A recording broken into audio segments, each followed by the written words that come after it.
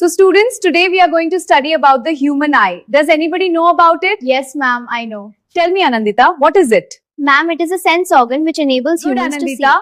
Do you know, students, that our eyes are divided to work? Miss, what are those parts and what are Those their parts are first cornea, second iris, third pupil, fourth eye lens, fifth retina. The sixth part is the optic nerve, eighth is the sclera or sclerotic, and the ninth and last part is the blind. The first part, cornea, is a thin and transparent spherical membrane that covers the front of the eye. Cornea is the thin and transparent spherical membrane that covers the front of the eye. Good. Now, the anterior chamber, iris, is present behind the cornea. It is a dark-colored muscular structure that controls the size of the pupil. Ma'am, I have one doubt.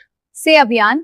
Ma'am, if iris is dark-colored part, then why it is different in others? This is because the color of the iris depends upon the amount of pigmentation in the iris. Student, the third part is pupil.